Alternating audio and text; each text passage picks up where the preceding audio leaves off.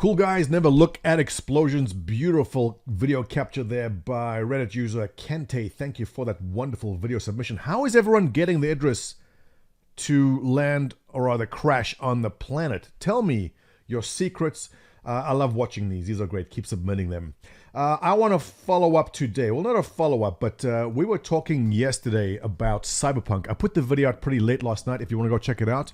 It's the video before this, and I was discussing how modern games are difficult. They are tough to make.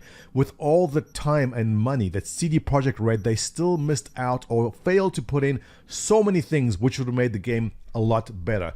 And a lot of the criticism Star Citizen gets is that it's taking so long. The game was announced in 2012, same time as Cyberpunk. What's taking so long? And part of the frustration that they have at CIG is letting us, the backers, and other gamers which are interested in the game, knowing where it stands. Now, they've put out the roadmap, and we've all seen this roadmap here in the past. Let me full screen for you guys over there. We've seen this, and yes, let's look at 3.12. We know there are 3 entries in that. They showed us a Stanton system and some work being done on the AI intercepting torpedoes. This is great. I mean, we've been following the roadmap for a long time, but CIG wanted to give us something more. They said, we are working on a roadmap to a roadmap, and everyone made fun and laughed at it. And wow. All right, so I finally sat down. I've been taking a bit of a staycation here myself. I hope you guys are taking some time off also. And I've been picking through this for the better part of this morning. It's almost 12 o'clock my time here. And it is pretty in-depth. I am overwhelmed with the amount of information that is actually shown in here. Beginning with the chairman's letter, which there was a wealth of information, the year in review obviously posted back. And the one thing about this year I found myself is there were so many small, little incremental, great little incremental improvements to the game that all came together to make this 3.9 to 3.12 patches really good. But if you're new to Star Citizen and just jumped in, you wouldn't notice it really because it just seems natural. Beginning with Alpha 3.9. They introduced new Babbage, which we all know well now, but at the time when it was released, do you remember when they first released it, how spectacular it looks? At this point now, when we go to Babbage, it's just there, we know it's there, nothing fancy. Also the 3 moons, the player status, personal inventory, player inner thought, and prison gameplay. Prison gameplay was massive also, but now, I mean, I think most of us avoid the prison just because it's tedious to get through, which was the point of it. It's just another thing in the game. I think it's great that this is all listed here because it's easy to forget all these small changes have happened this year. Alpha 3.10 brought an update to the flight model. Combat made flying the game more immersive and exciting in atmosphere. Before 3.10, flight in atmosphere and in the vacuum was the same. Who remembers that? Now it's a given that if you're in atmosphere, it handles a bit differently. No one gives a second thought, but this was an actual big thing they had to do. The player trading app, body dragging. Now, I haven't done much of that yet, but when medical and bounty hunting comes into play, that will be very important, and that is in 3.11. Force reactions, cargo stations, armistice zones, flying to Port O and seeing the turrets, not a big deal anymore, but it was a big deal when they introduced those massive turrets to armistice zones. Revamped throwable system for grenades, yes. Who remembers? It was a rule for so many of us playing that if you come aboard my ship, don't bring grenades. Why? Because people kept on dropping grenades at their feet accidentally and messing up your up. Was it purposely now? Possibly.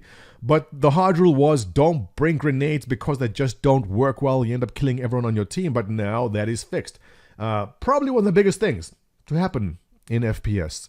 And in 3.12, gas clouds look spectacular. Refinery stations, the tractor beams, weapons zeroing. I still have to go get myself the Gemini sniper. I've been putting it off. And reputation system attracts with various organizations. All very essential. Altogether, I mean, these are small little incremental changes, but have made a massive change to the way that we play the game. I am so jealous of people that just come into Star Citizen now and jump in to this. And it's just there and it's natural to think that we survived without this for so long. Well, let's move on. And I want to talk more about the progress tracker because if you are overwhelmed by it, you are right. What Chris Roberts says: new roadmap, progress priorities, no more promises, more insight. So the biggest issue, you can't see anything if I do that, can you? No. The biggest problem, one of the big problems CIG has, is they are very frustrated with they are unable to tell us where exactly they are because there's so much happening. Now, the normal roadmap they give us, yeah, we've seen it. We've all seen this before. So why did they want the progress tracker? Well, the backers wanted more in-depth information. And I guess it's one of those cases of be careful what you wish for, because if you really dig down into it, it is overwhelming. So let's read what Chris Roberts says here. This week marks our first deploy of the all-new roadmap designed to give you more insight and visibility into our development teams more than ever before. We've embarked on various efforts in the past to show you what our teams are working on, but all have shown a subset of what our teams are doing. So when we see that there is a Stanton system improvements, okay, that's fine. When we click on AI and see they are intercepting torpedoes, all right, but there is so much more happening behind the scenes here. And this is what they're trying to basically explain and show us.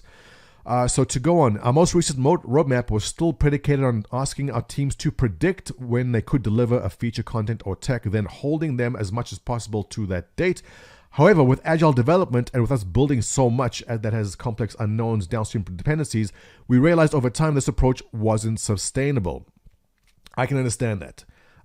You go to a dev, you go, we need to fix this ship. And he goes, well, that might take me 6 weeks.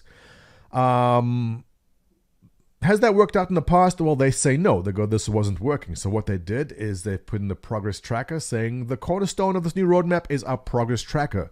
With the progress tracker, we set out to accomplish 2 goals. Pull back the curtains for all the teams, and there's a lot of teams, and show you what each team, including the Squadron 4 team, is working on for this quarter and what their priorities are after completing an immediate deliverable at hand. So just because we have the progress tracker now doesn't mean that the dates are going to be met. Let me show you a quick example, and I've dug through this a little bit. Excuse me. Let's go to Squadron 42 level design. Now, not all levels are being worked on at the same time. Chapter 1 obviously should be completed.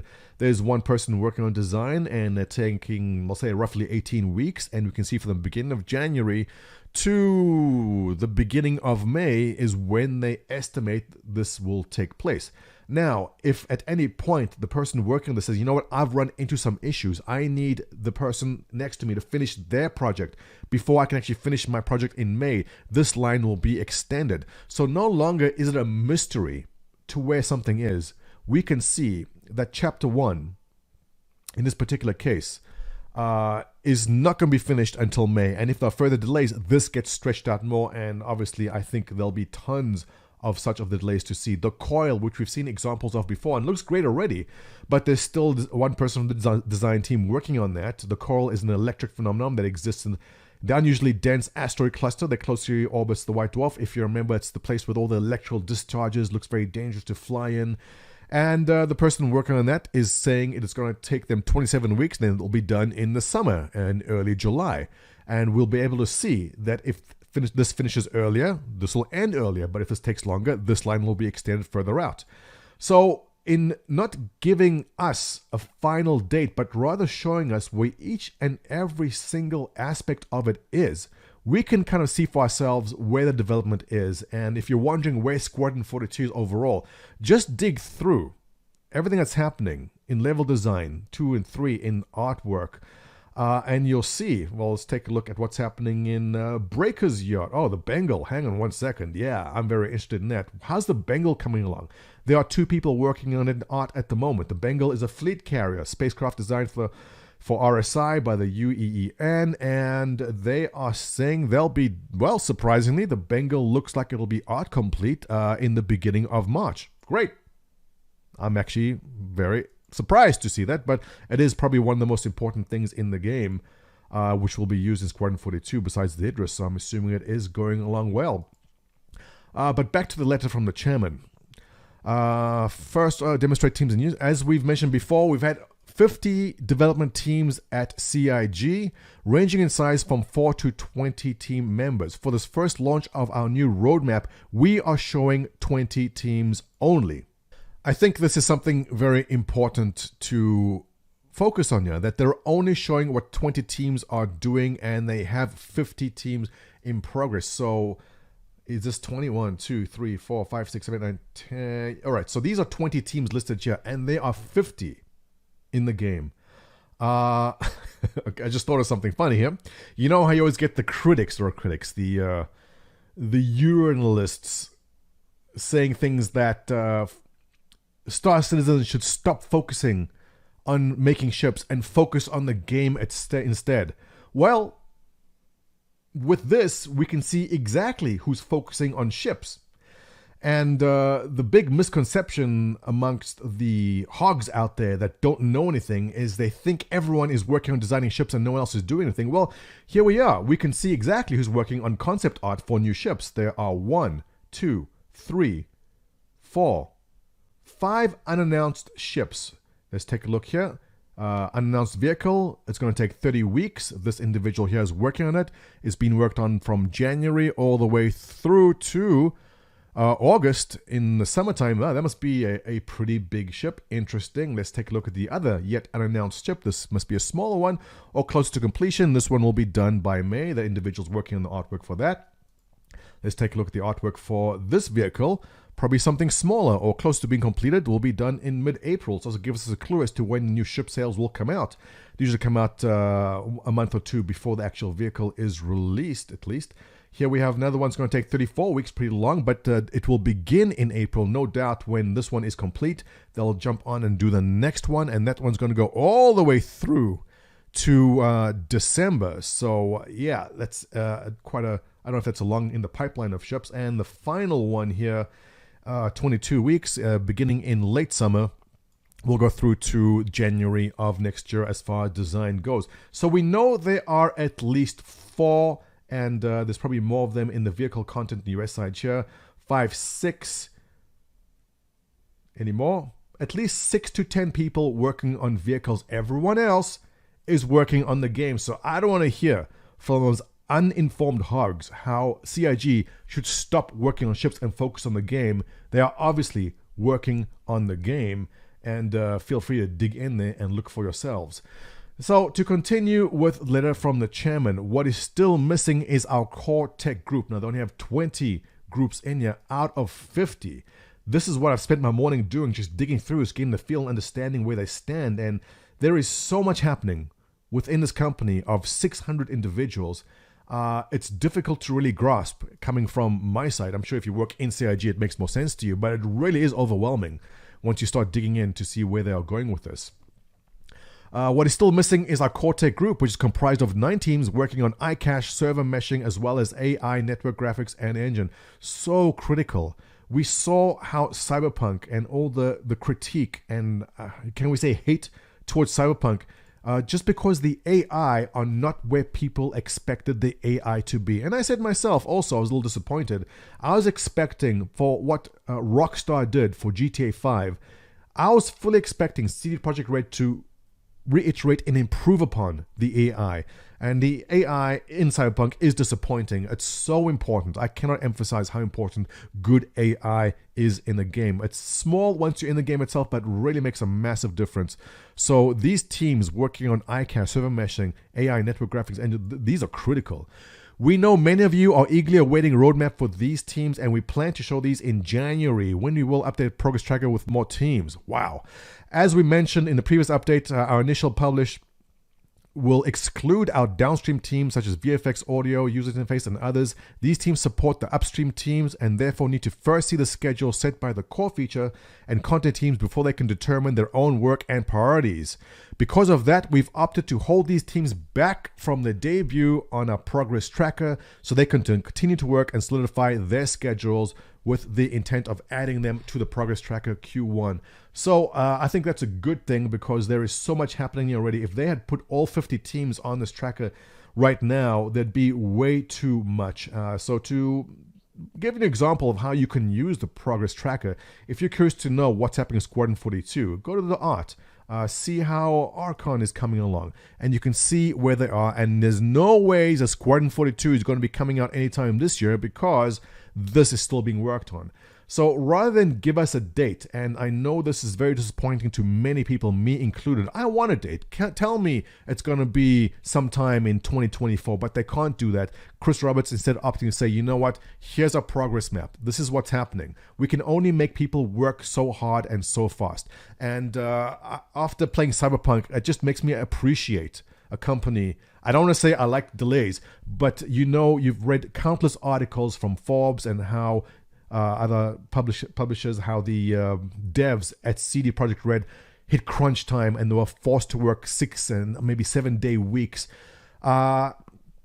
This is something which CIG wants to avoid. They won't completely be able to avoid the crunch. There will be crunch at some point. But if they can extend this out as long as possible and say, we can't give you a date because this is what our devs are saying.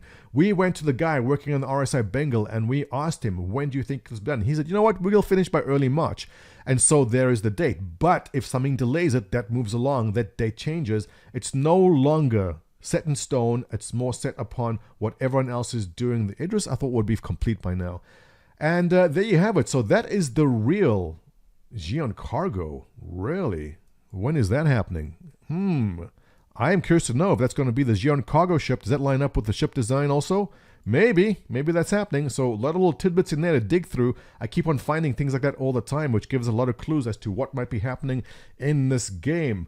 Well, okay, guys, I'm going to leave you with that. There are a ton of more videos to make on this topic as we dig in further and further. But let's leave that there for now and work on tomorrow's video. If you enjoy my content, give me a thumbs up, subscribe. Don't forget the video last night about Cyberpunk. Go check it out. And I'll catch you in the next one.